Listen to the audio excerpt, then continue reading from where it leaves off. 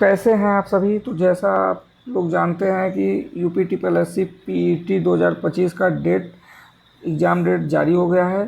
तो जिसको देखते हुए मैं आपको जीके जीएस का प्रैक्टिस सेट कराऊंगा। एक बार आप यह वीडियो ज़रूर देखें, जो आपको परीक्षा के उद्देश्य से ज़रूर फ़ायदेमंद होगा। चलिए शुरू करते हैं अपना पहला प्रैक्टिस सेट।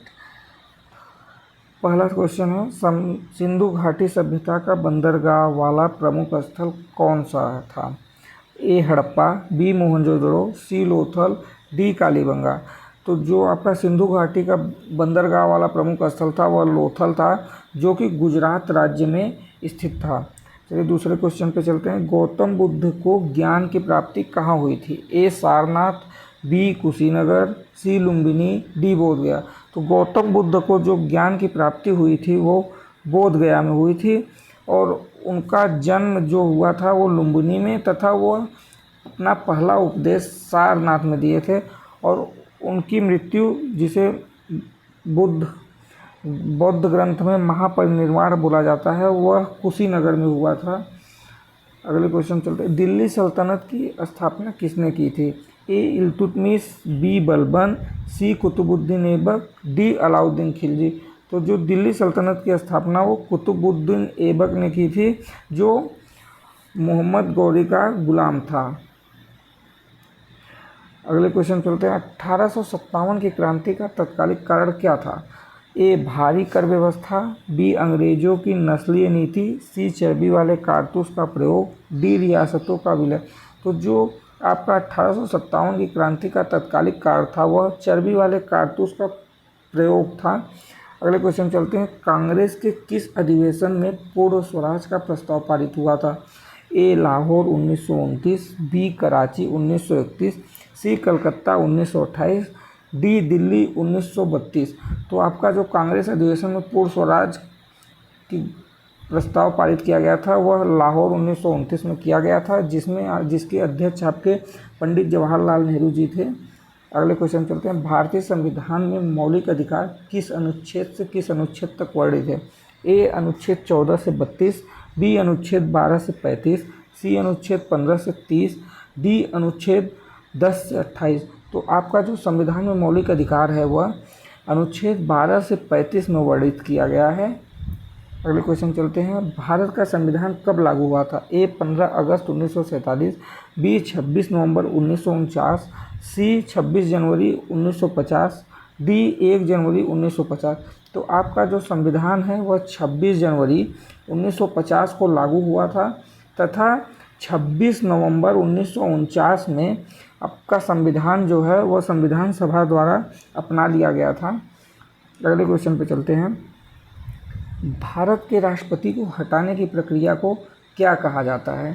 तो भारत के राष्ट्रपति को हटाने की प्रक्रिया ऑप्शन है। ए महाभियोग, बी अपदस्थीकरण, सी उन्मूलन, डी बर्खास्ती। तो भारत के राष्ट्रपति को हटाने के लिए आपका महाभियोग का प्रयोग किया जाता है। प्रक्रिया जो होती है वो महाभियोग की। तो संविधान का मौलिक कर्तव्यों वाला भाग किस अनुच्छेद में वर्णित है। तो ए ऑप्शन अनुच्छेद 32, बी अनुच्छेद 51 ए, सी अनुच्छेद 19, डी अनुच्छेद 356। तो आपका जो संविधान में मौलिक कर्तव्य है वह अनुच्छेद 51 ए में वर्णित है। राज्यसभा के सदस्यों का कार्यकाल कितने वर्षों का होता है। ए 4 वर्ष, बी 6 वर्ष, सी 5 वर्ष, डी 3 वर्ष।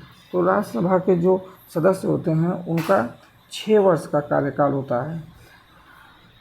पृथ्वी का सबसे बड़ा महाद्वीप कौन सा है। तो A Africa, B Asia, C Europe, D Australia. तो पृथ्वी का सबसे बड़ा महाद्वीप जो है वह एशिया महाद्वीप है। अगले क्वेश्चन पे चलते हैं।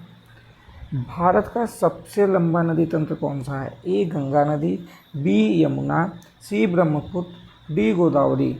तो आपका जो भारत का सबसे लंबा नदी तंत्र है वो गंगा नदी है। आगे वाले क्वेश्चन चलते हैं। कर्क रेखा भारत के कितने राज्यों से होकर गुजरती है। ए 5, बी 6, सी 7, डी 8। तो आपका जो कर्क रेखा है वो 8 राज्यों से होकर गुजरती है। अगले क्वेश्चन चलते हैं। भारत का धान का कटोरा किस राज्य को कहा जाता है। ए उत्तर प्रदेश, बी पंजाब, सी छत्तीसगढ़, डी हरियाणा। तो जो भारत का धान का कटोरा है वह छत्तीसगढ़ राज्य को कहा जाता है। और सबसे ज़्यादा चावल आपके पश्चिम बंगाल में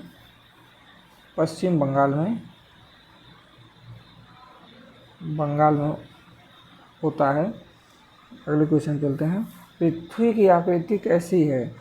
ए पूर्णगोल, बी अंडाकार, सी चपटी, डी ध्रुवों पर चपटी और भूमध्य रेखा पर उभरी हुई। तो आपकी जो पृथ्वी की आकृति है वह ध्रुवों पर चपटी हुई है और भूमध्य रेखा पर उभरी हुई है। चलिए आगे। भारत में पंचवर्षीय योजनाओं की शुरुआत कब हुई थी? ए 1947, बी 1950, सी 1951, डी 1956। भारत में जो पंचवर्षीय योजनाओं की शुरुआत है वो 1951 में शुरू हुई थी। भारत में सबसे अधिक रोजगार किस क्षेत्र में मिलता है? ए सेवा क्षेत्र, बी औद्योगिक क्षेत्र, सी कृषि क्षेत्र, डी निर्माण क्षेत्र। तो जो आपका भारत है वो कृषि प्रधान देश है, तो भारत में सबसे अधिक रोजगार भी कृषि क्षेत्र में ही मिलते हैं। अगले क्वेश्चन पे चलते हैं। मुद्रास्फीति का अर्थ क्या है? मुद्रा की कमी, बी वस्तुओं की कमी, सी मुद्रा की क्रय शक्ति में वृद्धि, डी वस्तुओं और सेवाओं की कीमतों में निरंतर वृद्धि। तो जो आपकी मुद्रास्फीति है वह वस्तुओं और सेवाओं की कीमतों में निरंतर वृद्धि है। अगले क्वेश्चन पे चलते हैं। जीडीपी का पूर्ण रूप क्या है? A gross domestic product, B general domestic price, C global development plan, D government deposit policy.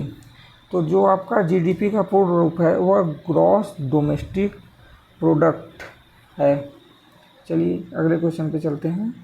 न्यूनतम समर्थन मूल्य एमएसपी क्या है? ए मजदूरी, बी निर्यात, सी सरकारी सब्सिडी, डी कृषि उत्पादों की खरीद। तो जो आपका एमएसपी होता है वह कृषि उत्पादों की खरीद को ही एमएसपी मतलब बोला जाता है, न्यूनतम समर्थन मूल्य को। उत्तर प्रदेश का उच्च न्यायालय कहाँ स्थित है? ए लखनऊ, बी प्रयागराज, सी कानपुर, डी वाराणसी। तो जो उत्तर प्रदेश का उच्च न्यायालय है वो प्रयागराज में स्थित है। उत्तर प्रदेश की सीमा कितने राज्यों से मिलती है? ए 7, बी 8, सी 9, डी 10। तो उत्तर प्रदेश की जो सीमा है वह 8 राज्यों से होकर गुजरती है तथा एक केंद्र शासित प्रदेश दिल्ली जो है एक केंद्र शासित प्रदेश से मिलती है। उत्तर प्रदेश का कौन सा जिला धातु नगरी ब्रास सिटी के नाम से जाना जाता है? ए मुरादाबाद, बी अलीगढ़, सी कानपुर, डी गाजियाबाद। तो जो आपका मुरादाबाद है वह धातु नगरी ब्रास सिटी के नाम से जाना जाता है। आपका जो अलीगढ़ है, अलीगढ़ जो है वो ताले के लिए प्रसिद्ध है, इस यहाँ ताला बनाया जाता है। कानपुर जो है चर्म उद्योग के लिए और गाजियाबाद को सिलिकॉन सिटी कहा जाता है। चलिए अगले क्वेश्चन पे चलते हैं। उत्तर प्रदेश की वर्तमान विधानसभा में कुल कितने सदस्य हैं? ए 403, बी 404, सी 543, डी 200। तो उत्तर प्रदेश के वर्तमान विधानसभा में कुल 403 सदस्य हैं। चलिए अगले क्वेश्चन पे चलते हैं। उत्तर प्रदेश का सबसे बड़ा जनजातीय समूह कौन सा है? ए गोंड, बी थारू, सी भुइया, डी कोल। तो उत्तर प्रदेश में सबसे बड़ा जनजाति जो है वह थारू जनजाति है। अगले क्वेश्चन चलते हैं। उत्तर प्रदेश में कुंभ मेला का आयोजन किस नगर में होता है? ए वाराणसी, बी अयोध्या, सी प्रयागराज, डी मथुरा। तो आपका उत्तर प्रदेश में कुंभ मेला का आयोजन प्रयागराज में होता है। उत्तर प्रदेश का राजकीय फूल कौन सा है? ए गुलाब, बी सूरजमुखी, सी ब्रह्मकमल, डी पलाश। तो उत्तर प्रदेश का जो राजकीय फूल है वह पलाश है। अगले क्वेश्चन चलते हैं। उत्तर प्रदेश का कौन सा नगर चर्म उद्योग के लिए प्रसिद्ध है? ए लखनऊ, बी अलीगढ़, सी कानपुर, डी मेरठ। ये क्वेश्चन अभी हम आपको पिछले क्वेश्चन में आपको बताया था कि चर्म उद्योग के लिए जो है आपका कानपुर नगर प्रसिद्ध है। अगले क्वेश्चन चलते हैं। उत्तर प्रदेश में दुधवा राष्ट्रीय उद्यान कहाँ स्थित है? ए मिर्ज़ापुर, बी बहराइच, सी लखीमपुर खीरी, डी सोनभद्र। तो जो आपका दुधवा राष्ट्रीय उद्यान है वह लखीमपुर खीरी में स्थित है। यह एकमात्र राष्ट्रीय उद्यान है जो उत्तर प्रदेश में स्थित है। जुलाई 2025 में उत्तर प्रदेश सरकार ने किस दीर्घकालिक विकास योजना की शुरुआत की? ए मिशन शक्ति 3.0, बी आत्मनिर्भर किसान योजना, सी विकसित यूपी 2047, डी स्मार्ट गंगा परियोजना। तो जो आपका उत्तर प्रदेश सरकार ने दीर्घकालिक विकास योजना की शुरुआत की वो आपका विकसित यूपी 2047 है। तो थैंक यू दोस्तों। तो कैसा लगा ये सेशन आज का, आप लोग एक बार कमेंट में ज़रूर बताइएगा। अगर आपको वीडियो अच्छा लगता है तो सब्सक्राइब और शेयर ज़रूर करें एक बार। धन्यवाद।